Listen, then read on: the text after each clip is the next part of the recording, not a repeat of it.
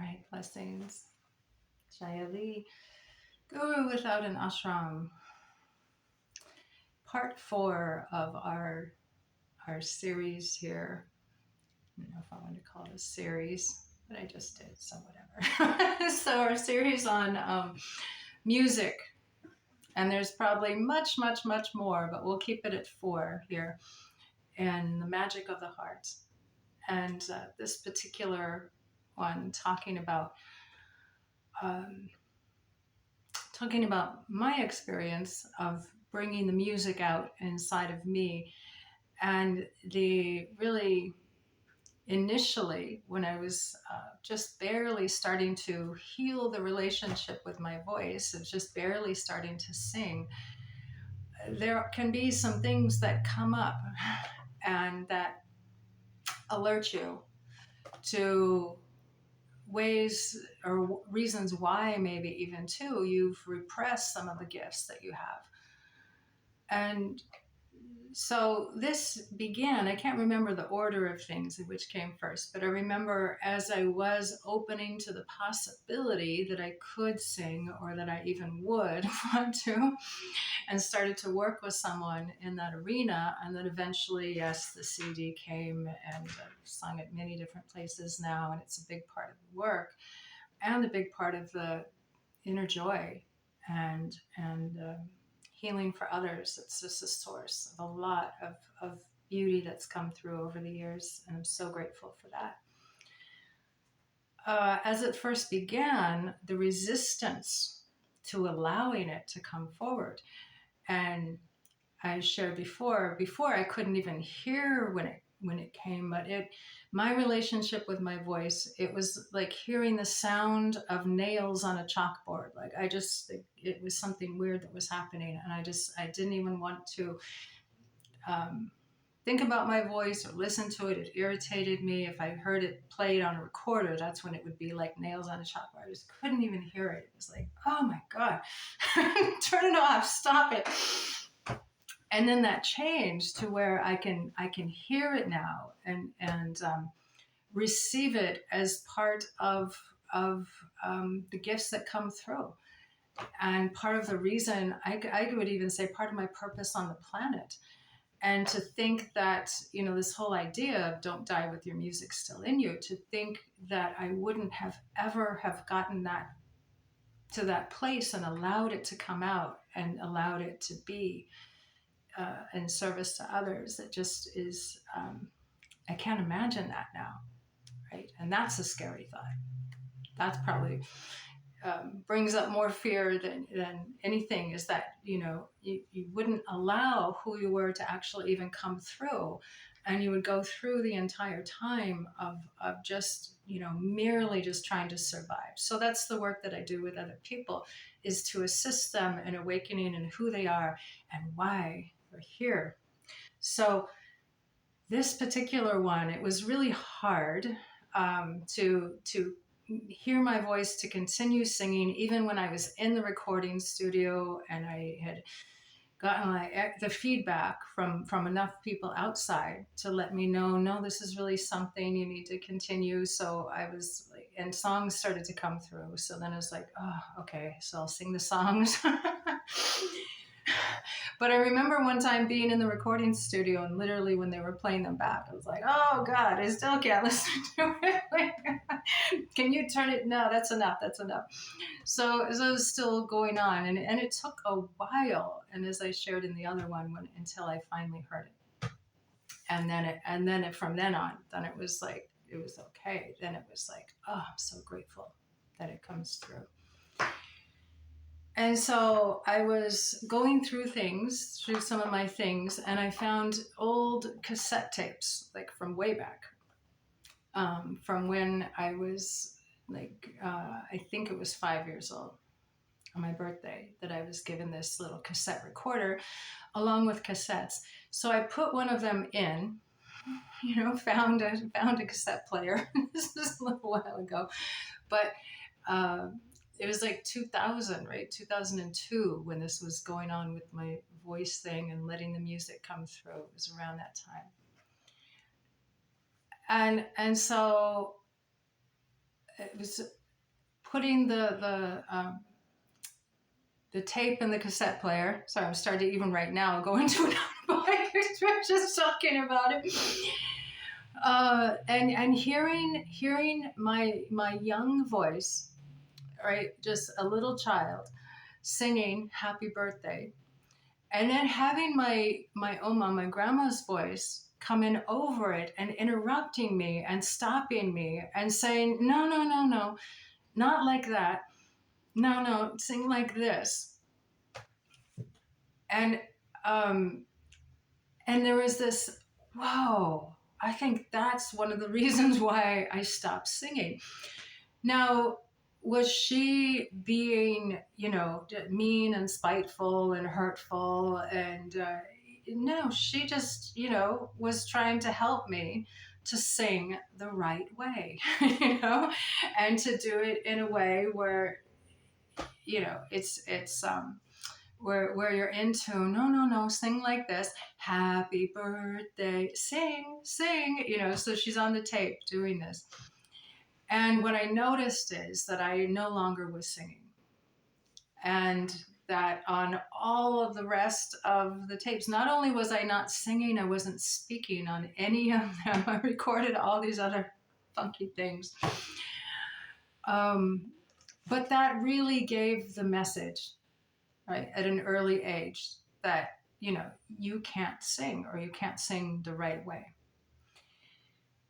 From that, again, unintended, a little incident, but that it completely sunk in some, again, really deep, weird way.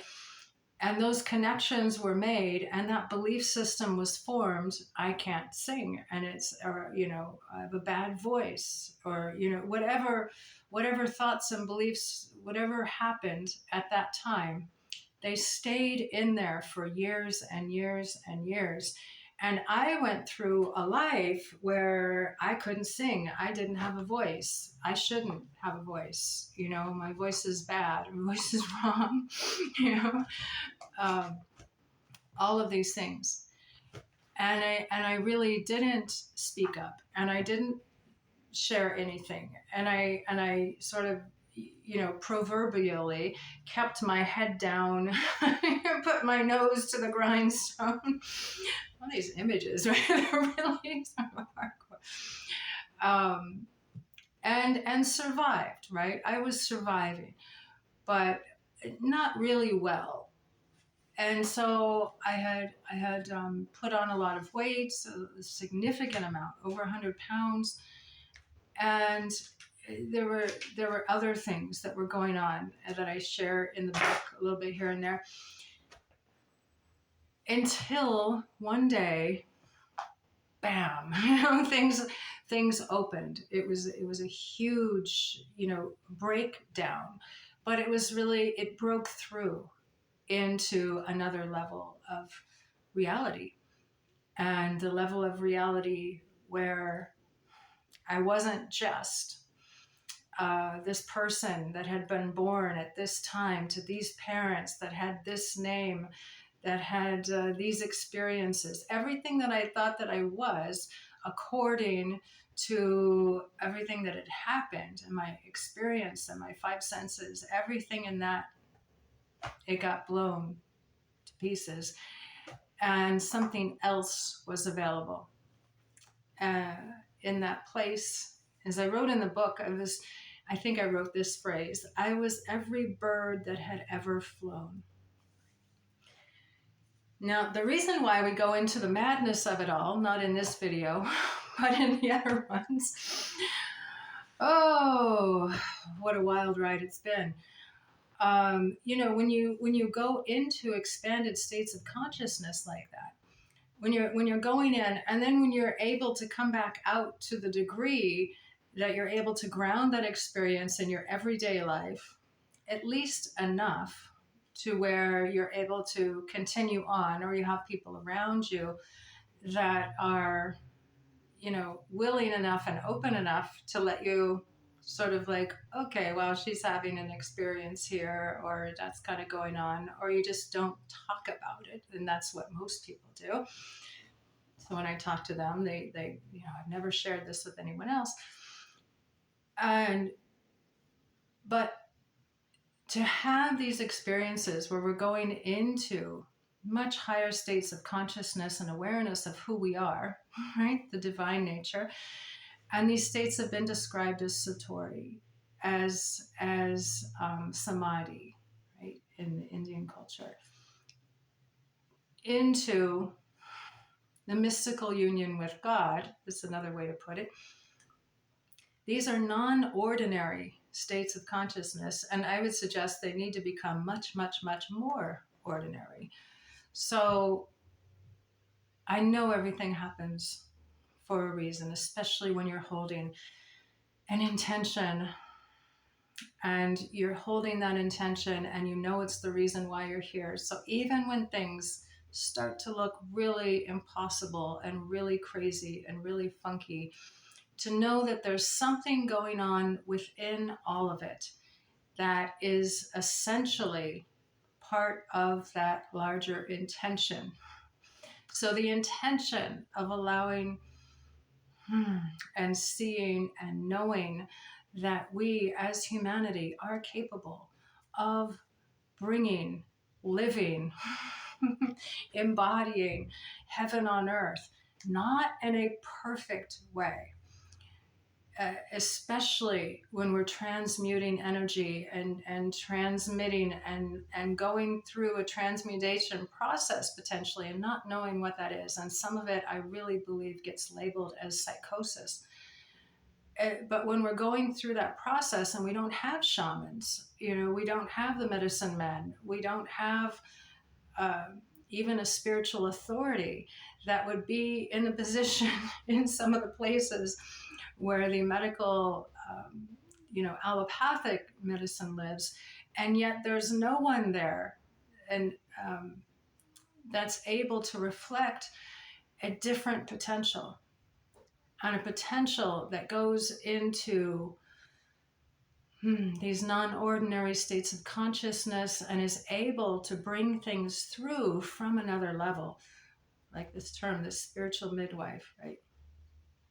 That's able to bring things through from another level, able to see different possibilities, able to see that that is a being that has been created by creation, by God, by whatever word you would want to use, and that instead of just looking at it like, oh, well, this thing happened and then there's no cure and there's nothing we can do but maybe alleviate symptoms or repress symptoms, that's just not the full picture. And so, as I've been sharing all of these things that can happen, and one of the things when you have, this is a hypothesis here, but when you have something like that in childhood where you've been told, you can't sing, or, you're doing it wrong, and then you have a spiritual gift that's trying to emerge, and the force and the power of your soul, that there's something that's trying to really come through. It's really trying to emerge. And then you have these beliefs and these ways of beings and these patterns of behavior, and it's like, no, that's not true, that's not me, that's not me, that's not me, I'm this, I'm not that, I'm this, I'm not that. And those two things coming in, and a divine combustion happening, and that there can be ways where something new can birth out of that process, right? And it doesn't have to be that extreme or that intense. It can happen through years of focus and asking deeper questions, and going with what you know, or sometimes maybe it just is going to be that intense, and then that's part of the process too. And I think in different cultures, I think it always has been part of the process, just the little bit of research, the little bit that's still around, still able to find on these things. For some people, I think in certain ways, and as certain dimensions open up, I think it might be part of that process. That and then the people in the tribe, the medicine men, the shamans, they knew how to initiate that person and how to work with those energies, and they wouldn't just get shut down, and they wouldn't just have a dis-ease, and in fact they became part of the healers for the tribe. So that there's different potentials and different things going on in this. But when you have a belief that's in there, and it's not allowing your divine expression to come through, right? This is where it gets really challenging. And so blessings to working in those areas, and to continuing to allow what is of your true nature to come through, and to deliver the gifts that you came here to deliver in service to life and to all beings living heaven.